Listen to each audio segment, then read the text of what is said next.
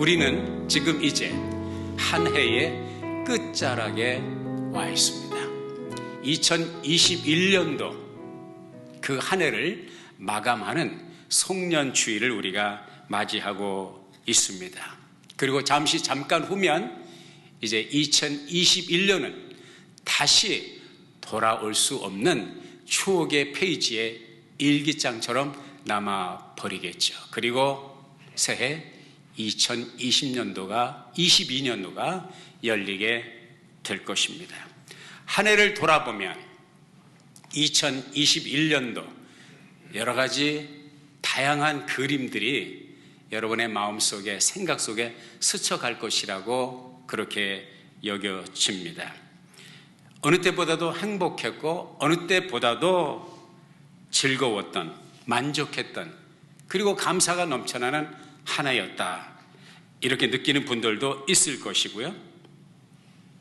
또 어떤 분들은 이렇게 힘들어하는 코비드19 상황, 끝나지 않은 코비드와의 전쟁 가운데 있으면서도 모두가 힘들어하는 가운데 나는 수지 맞았어, 코비드19 때문에 수지 맞았어 하는 분들을 가끔 보게 됩니다. 하지만 우리들 중에 대부분의 사람들은 많은 회한과 아쉬움과 또 섭섭함과 미진한 점이 기억되는 그러한 한 해였다고 생각을 합니다. 2021년도 한 해가 저문다고 하는 것은 우리 모든 이들에게 여러 가지 감정을 유발시킵니다. 어떤 분은 다시는 펴보고 싶지 않은 지나간 과거의 일기장과 같고, 다시는 열어보고 싶지 않은 덮어버린 앨범과 같이 다시 방문하고 싶지 않은 역사의 페이지가 되기도 할 것입니다. 어떻든 2021년 한 해가 저물어 가고 있습니다. 이것은 우리들에게 여러 가지 부정적인 또 조금 우울한 느낌을 줄 수도 있지만, 한 해가 저물어 간다고 하는 이 우울한 소식과 함께 반드시 우리가 기억해야 되는 것은 2021년도의 마감은요, 2022년도가 기다리고 있다고 하는 사실인 것입니다. 2020년, 22년 때묻지 않은, 그 누구의 흔적도 남아있지 않은 깨끗한 하얀 캔버스와 같고 도화지와 같고, 엉망으로 만들어버린 답안지를 다 없애버리고 새로운 답안지를 받은 것 같은 학생의 그런 심정이라고 할 수가 있겠죠. 이제 여기서 우리는 새로운 일기를 써나갈 수 있고 새로운 역사를 만들어 갈 수가 있죠. 그래서 한 해의 마감은 또 다른 한 해의 등장을 알리는 서막이라고 생각할 때 여기서 우리는 희망의 메시지를 발견하게 됩니다. 우리가 때로는 살아가면서 어려운 일을 많이 부딪히잖아요. 그 일이 너무나도 어려워서 마치 벼랑 끝에 서 있는 것 같이 이제 여기가 끝이구나, 이제 여기가 막장이구나 하는 그러한 답답함과 또 절망과 좌절을 느낄 때가 있습니다. 그러나 우리는 끊임없이 우리가 부딪히는, 맞닥뜨리는 이 어려움과 시련과 역경과 이 답답함 때문에 우리는 평소에 경험하지 못했던 놀라운 신비한 인카운터, 신비한 경험을 하게 되는데, 그것은 바로 하나님의 은혜, 오늘 우리가 함께 불렀던 은혜 아니면 살아갈 수가 없네. 2020년, 2021년도 우리는 코비드19 상황 속에서도 은혜 아니면 살아갈 수가 없고 은혜 아니면 버틸 수가 없었던 어려운 시간들이었지만, 그 어려운 시간들이었기 때문에 하나님의 은혜가 더욱더 새록새록 빛이 났던 것은, 밤이 깊을수록 별빛이 더 영롱한 것처럼 우리가 어려운 삶의 시련의 현장에서 하나님의 은혜를 경험한다고 하는 사실인 것입니다. 오늘 우리는 본문 속에서 바로 그러한 어려운 현장을 보게 됩니다. 잔치집이에요. 혼인집입니다. 이곳저곳 동네, 그리고 동네 밖의 사람들을 초청해서 많은 사람들이 신랑 신부를 축하하고 그 결혼을 축하하는 아름답고 복된 자리에 장면이 펼쳐지고 있습니다. 그런데 거기에 참으로 어려운 상황이 벌어지게 되었어요. 그건 뭐냐? 포도주가 떨어졌다는 거예요. 요즘 우리가 포도주가 떨어지면 문 밖에 나가면 마켓이 얼마나 많습니까? 얼마든지 포도주는 얼마든지 돈만 주면 가져올 수 있습니다. 그러나 지금 가나의 혼인잔치집에서 떨어진 동이 나버린 포도주 독에 술이 떨어진 이 상황은 돈으로도 해결할 수 없는 것이에요. 그 어디에서도 갑작스럽게 이 어려운 상황을 헤쳐나갈 수 있는 희망이 보이지 않는 절망이죠. 기쁘고 즐겁고 유쾌하고 해피한 결혼식이 이 포도주 하나가 떨어짐으로 말미암아 이 호스트들에게는 신랑 신부뿐만 아니라 이 양가의 이 결혼식을, 이 잔치를 벌이고 있는 그 집안들의 입장에서 보면 이건 절망입니다. 왜냐하면 포도주는 기쁨과 즐거움을 상징하고 그 맛을 보기 위하여 모여있는 사람들이 이제 잔치가 흥겹게 진행되고 있는 그 마당에 어떤 위기입니까?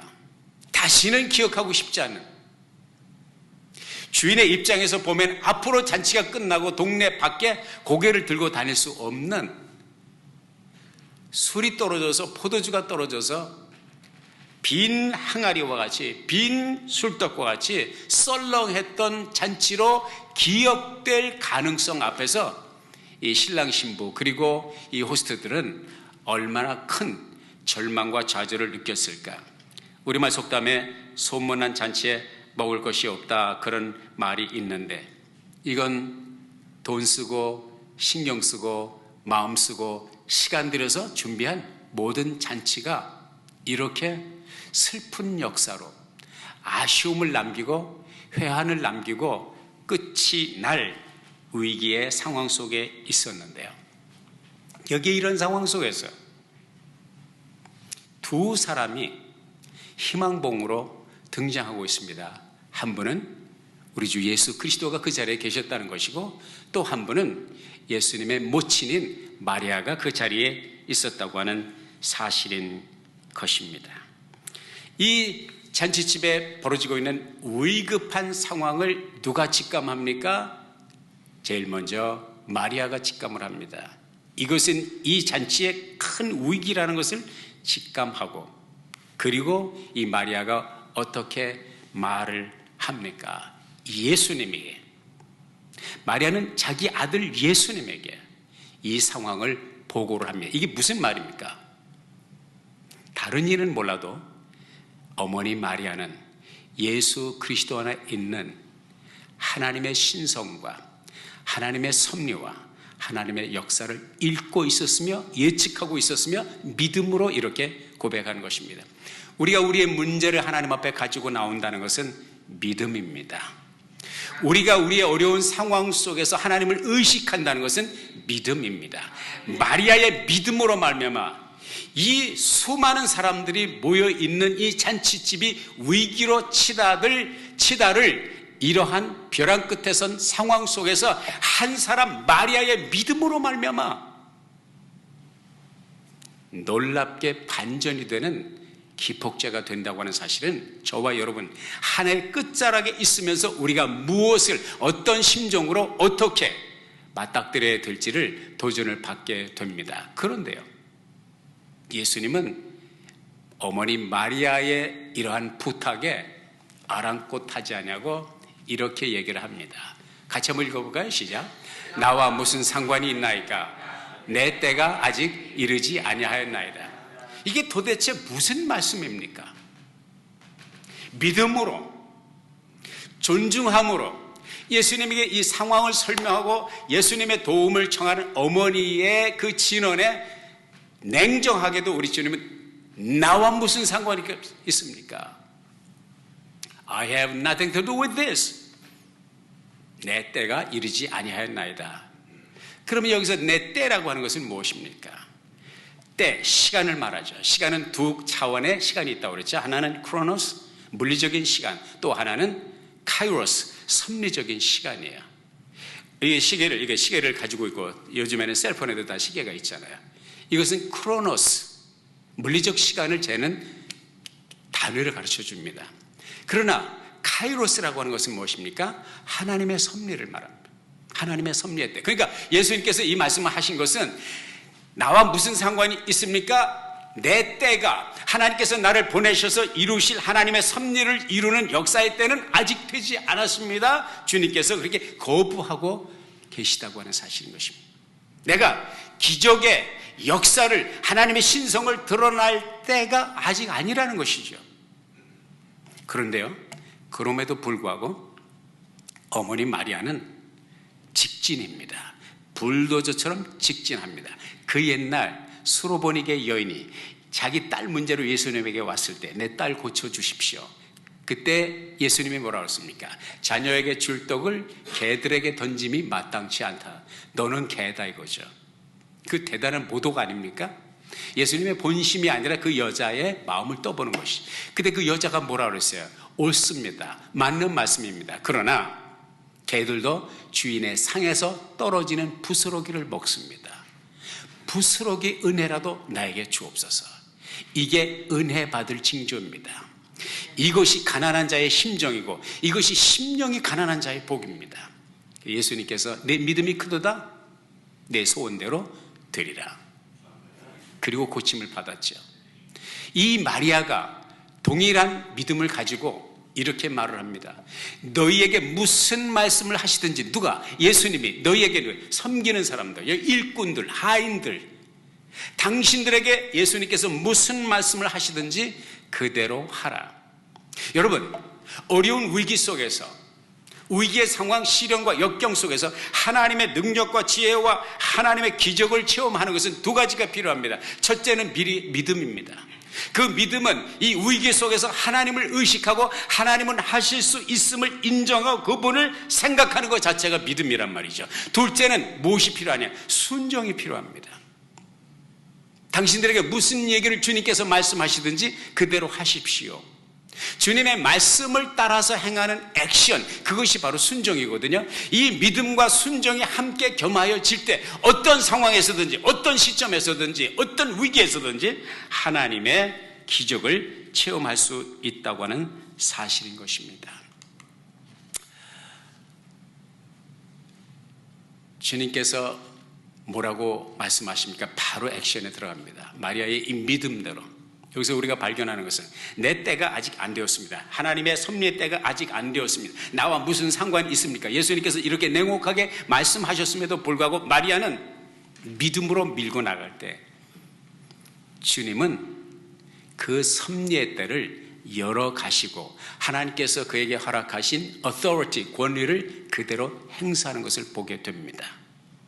이게 놀라운 것이에요. 우리가 볼 때, 우리가 생각할 때 아니올시다 하는 상황 속에서도 정말 믿음을 가지고 간절히 하나님 앞에 나갈 때 하나님이 개입하신다는 거예요. 하나님이 역사하신다는 거예요. 우리는 너무나 많은 간증 속에서 또 성경의 페이지 속에서 오늘 우리의 삶 속에서 이렇게 간섭하시고 섭리하시고 역사하시는 하나님의 기적을 체험하며 살아가기에 오늘도 우리는 어떤 시련과 역경 속에서도 주님을 의식하는 믿음을 가질 수 있게 되었습니다. 주님이 뭐라고 명령하셨어요? 그 하인들에게 제일 먼저 주님이 이 문제를 해결하기 위해서 하신 것은 뭐냐면 뭔가를 발견하셨다는 거예요. 무엇을 발견? 돌 항아리 6개를 발견하셨다는 거예요. 여러분, 하나님께서 우리에게 맞닥뜨린, 우리가 접하고 있는 어려운 상황을 해결하시는 방법 가운데 하나가, 또 우리가 하나님의 은혜로 말미암아 우리의 문제를 해결하는 방식 가운데 하나가 뭐냐면 문제 속에, 문제 주변에 문제의 해결점이 있다는 것이에요. 이 놀라운 인사이트, 성경에서 발견한, 오늘 이 현장에서 발견한 놀라운 인사이트. 주님은 문제를 해결하기 위해서 외부로부터 공수를 해온다든지 아웃소싱을 하는 것이 아니라 바로 그 현장에 문제의 해결점이 있다는 것을 주님은 직시하셨어요. 그것은 마치 그 옛날, 물론 이 뒤가 되겠지만은 베세다 뜰에 모인 5,000명의 군중을 먹지 못하고 굶주려 있는 사람들을 어떻게 할까요? 주님께서 너에게 무엇이 있는가? 너에게 무엇이 있느냐 물어보셨어요. 그리고 거기에 한 소년, 도시락을, 브라운백, 물고기 2마리, 보리떡 5개를 가지고 온 한 소년의 그 오병이업, 보리떡 5개, 물고기 2마리를 가지고 주님이 그 문제를 해결하셨단 말이에요. 이게 하나님의 해결 방식이에요. 우리 아름다운 교회도 여러 문제와 여러 도전들을 경험할 수 있어요. 그래, 아름다운 교회가 직면하는 문제를 해결하는 그 하나님의 해결 방식은 어디에 있느냐? 우리들 안에 있다는 거예요. 우리 교회 안에 있다는 거예요. 이 교회를 섬기는 여러분들에게 있다는 거예요. 이 교회를 섬기는 여러분과 여러분의 가정에 있다는 것입니다. 이것을 깨닫는 자가 하나님께 쓰임을 받습니다. 마치 그 소년이 오병이어를 주님께 바쳐 오병이어의 기적의 주인공이 되었던 것처럼, 바라기는 그 눈을 뜨는 은혜와 복이 있기를 주의 이름으로 축복합니다. 주님께서 명령하신 대로 항아리에 물을 아귀까지 채웠어요. 그 순종이 중요하죠. 빈 항아리에 물을 왜 채웁니까? 지금 포도주가 떨어진 상황인데 물은 왜 채웁니까? 라고 한다면 할 말이 없죠. 물을 채웠을 때 주님께서 떠다가 연회장에게 주라 말씀하셨습니다. 아니, 물을 왜 떠다 줘요? 지금 포도주가 떨어졌는데 라고 정신 나갔어요? 우리가 바보입니까? 왜 물을 떠다 줍니까? 포도주를 떠다 줘도 괜찮은데 라고 섬기는 사람들이 버텼다면 기적은 일어나지 않습니다. 여러분, 기적은요, 순종하는 곳에, 바보스럽지만 내 머리와 지성과 논리로 이해가 되지 않지만 주님께서 말씀하신 것을 어린아이와 같은 심정으로 그대로 순종할 때 기적의 역사가 일어난다니까요. 이러한 것을 체험하는 것이 신앙생활의 신바람 나는 거예요. 신앙생활의 기적을 체험하는 거예요. 여러분의 가정에서, 여러분의 자녀들의 문제에서, 우리 아름다운 교회에 직면한 도전들 속에서 이렇게 하나님의 명령을 따라 어린아이와 같은 심정으로 순종할 때 기적의 역사가 일어난다거든요. 연회장이 그 떠다 준 물을 마시는데 그 물이 무슨 물이에요? 그냥 맹물이었는데 그것이 포도주가 되었다는 것이죠. 보리떡 5개, 물고기 2마리를 나눠주라고 했을 때 나눠주면서 계속 끊임없이 채워지는 역사가 있었던 것처럼 물이 포도주, 맹물이 포도주 되는 변화의 역사. 그러면서 이 연회장, 이 연회를 총책임지는 관할하는 그 사람이 이 포도주 맛을 보고 신랑을 따로 부르지 않습니까? 신랑을 불러서 많은 사람들이 잔치를 하고 처음에 좋은 포도주를 내놓고 얼큰하게 취해서 사람들이 취기가 돌고 입맛이 제대로 이제 무뎌지게 될 때에 그때 좋지 않은 포도주를 내놓는 것이 일반적인 상식인데 그대는 지금까지 가장 좋은 포도주를 끝에까지 두었도다. 후반기까지 두었도다. 맛이 기가 막히다는 거예요. 불란서에서 난 포도주가 맛있다고 그래요. 미국에서 난 가장 맛있는 포도주가 어디서 생산되는지 아십니까? 북가주에 가면 나파밸리라고 있어요. 나파에서 불란서 포도주와 그 다음에 캘리포니아 나파에서 생산되는 포도주 항상 1, 2위를 다툽니다. 그런데 이 불란서제보다 미제보다 더 맛있는 포도주가 어떤 포도주인지 아세요? 예, 그렇죠. 요 가나 포도주, 가나에서 만든 우리 주님께서 만들어주신 포도입니다. 사랑하는 여러분, 하나님의 은혜를 체험할 때요, 하나님을 경험할 때요, 하나님의 응답을 받을 때요, 우리의 삶이 맛이 이렇게 달라져요. 풍미가 달라져요. 사는 게 재미있어요. 신앙생활이 재미있어요. 어려워도 낙심이 들질 않아요. 왜? 맛을 보았기 때문에. 하나님이 함께 하시면 처음보다 나중이 더 좋습니다. 이와 같은 은혜가 여러분과 여러분의 가정에, 여러분의 교회에 함께 하시기를 예수의 이름으로 축복합니다.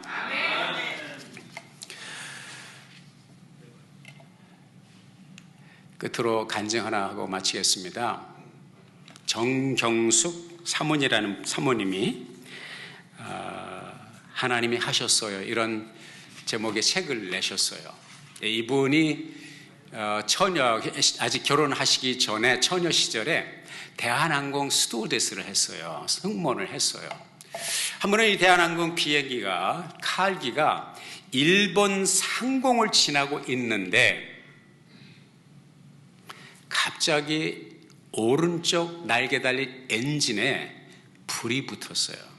불이 붙었어. 제가 그런 것이 흥미롭게 그 역사 자료를 보면서 비행기가 추락하고 사고를 당하고 또 구세일성으로 살아가고 이런 그 자료들을 굉장히 많이 봤어요. 그게 흥미로우니까. 제가 좋아하는 건 이제 동물 왕국 같은 거 좋아하고 동물 세계 좋아하고 또 그다음에 역사 가운데 사고가 어떻게 이루어지는지. 그런데 비행기가요 불이 나는 경우가 심심치 않게 했습니다. 엔진에 불이 붙는 경우가 심심치 않게 했습니다. 그래서 캡틴이 발표하면 This is Captain speaking. This is Captain speaking. 그러면서 지금 원인 모를 불이 오른쪽 날개 엔진에 불이 났습니다. 모든 분들은 안전벨트를 착용해 주시고 만약의 경우에 대비하십시오. 엔진에 불이 붙었다 그러니까 이제 모든 사람이 산색이 됐죠. 승무원들도 말할 것도 없고. 근데 승무원 가운데 한 사람이 이 안내 방송을 듣고 캡틴의 이야기를 듣고 이게 이제 죽을 수가 있구나. 이러한 위기감을 느꼈죠. 그 승무원이 늘상 조롱하고 야유하던 자매가 있었어요. 누구예요? 정경주가 예수를 믿는다는 것, 정경주가 기도를 하는 사람이라는 걸 아주 못마땅하게 생각했어요. 그러니까 예수 믿어서 뭐하냐? 조소하고 야유하고 비웃고. 그 승무원이, 그 남자 승무원이 비행기에 불이 붙었다는 얘기를 듣고 정경주 양에게 와서 무릎을 꿇더니 미스정, 나를 위해서 기도해줘. 나를 위해서 하나님께 기도해줘. 이렇게 애걸복걸을 하는 거예요. 그때 이 미스정이 이 정경주 스튜어디스가 이 형제를 위하여 간절히 기도합니다. 예수님의 이름으로 기도하옵나이다. 아멘. 끝남과 동시에 안내방송이 나옵니다. This is Captain speaking. 기장입니다. 알 수 없는, 이유를 알 수 없는 그 원인으로 오른쪽 비행기, 오른쪽 날개 엔진에 붙었던 불이 방금 꺼졌습니다. 할렐루야. 목사님, 그게 우연이지. 뭐 그럴 수도 있는 거지. 그게 우연이라고 치자고요. 근데 희한한 것은 기도할 때 그런 우연이 자주 발생하더라고요. 기도할 때 그런 우연이 나타나더라고요. 그래서 모든 사람들이, 기내 있는 사람들이 그 수많은 사람이 방송 환호성을 지르는데 그 승무원은 아직도 미스정 앞에 무릎을 꿇고 눈물을 흘리면서 무릎 꿇고 있는 이 모습 속에서 이 정경주 사모님 그 스튜어디스 정말 감격 속에서 하나님 앞에 영광을 돌리지 않았겠습니까? 사랑하는 여러분, 믿음이라고 하는 것은 시작부터 엘리야와 같은 믿음, 다니엘과 같은 믿음이 아니에요. 처음에는 보잘것없고 가냘픈 호롱불과 같이, 반딧불과 같이, 또 아니면 겨자씨와 같이 적은 것이지만 하나님을 의식할 수 있다는 것이 믿음이라니까요. 여러분, 한 해의 종점에 서 있으면서 이 한 해를 돌아보면 한숨이 나오고 2022년도를 바라보면 더 큰 한숨이 나올 수 있는 상황 속에서라도 이 위기 속에서, 이 어려움 속에서, 이 회한 속에서, 이 우울한 환경 속에서 주님을 한번 의식할 수 있다는 것, 주님의 생각이 머릿속에 들어온다, 이게 믿음이라니까요.